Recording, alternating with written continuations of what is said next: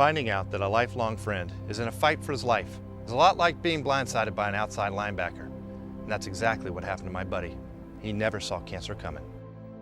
When I was originally diagnosed with ACC, they found a tumor the size of a football on my left kidney. I had it surgically removed along with my left kidney and my left adrenal gland, and everything was fine for about 4 years. He goes and gets another checkup, and we find out that it's back. I had 4 inches of my lung removed. After my lung surgery, about 4 months after that, they found the cancer had moved to my liver. I had 2/3 of my liver removed, the entire right lobe and my gallbladder. My heart stopped. We thought he was cancer-free. Most of the time if the cancer hasn't come back, you're home free, and I guess he wasn't.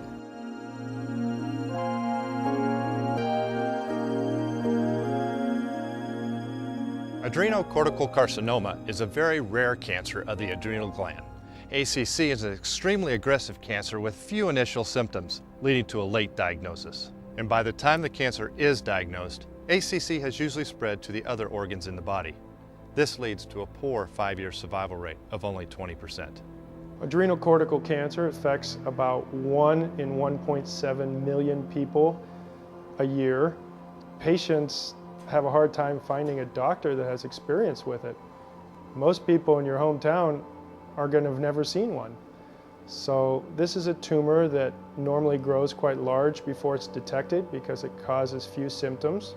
In fact, somewhere around half of the people that have this disease have already had metastases by the time it's detected.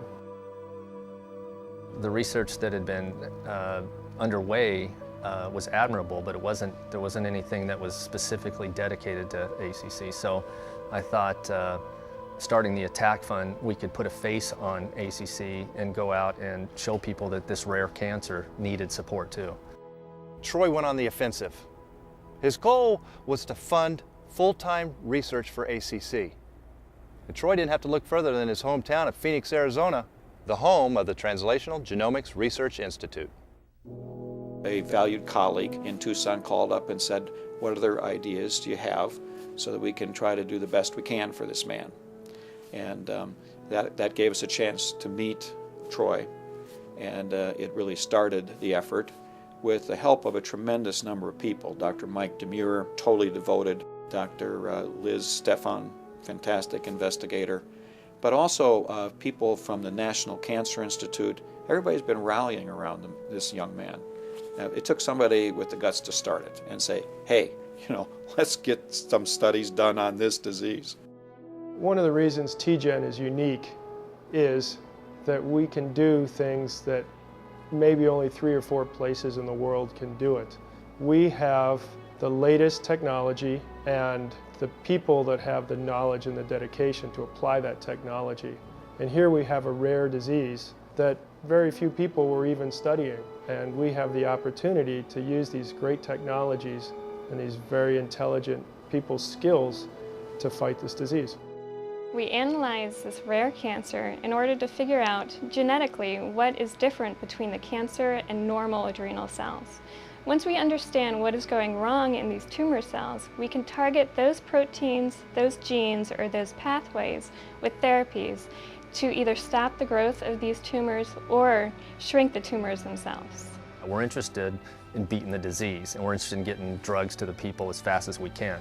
That's their goal. They want to help people. They want bench to bedside as fast as possible. And people with ACC need that, and they need people to be in a hurry. And we're in a hurry with this project. I think probably the greatest advance so far with the ACC research that's going on is that we've nailed the fact that the problem in this disease is that therapies can't get in to the ACC cells. If the therapies can't get in, they can't work. We think we have some agents now that get into these tumors, and we hope to have 1 or 2 of these in clinical trials before the end of the year. And we're pushing as fast as possible to make that happen. After some very trying times, Troy and his family started having a feeling of hope, knowing that his ATTACK project was well underway. The reason I'm so excited about the work at TGen and ACC is that I'm a doctor and I see these patients.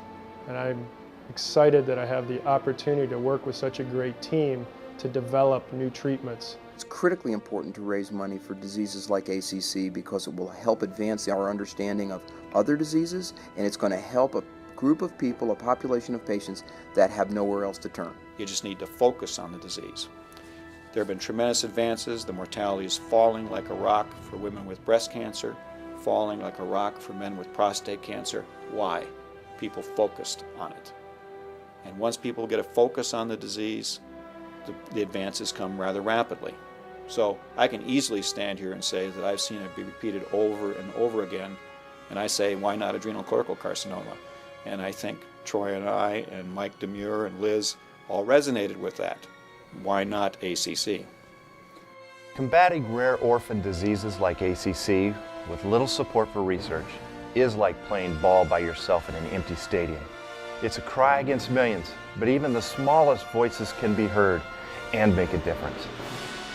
The ACC project at TGen has finally given us hope for better treatments and maybe even someday a cure. Not years from now, because some of us don't have years. We need people's support, because rare cancers need a cure too.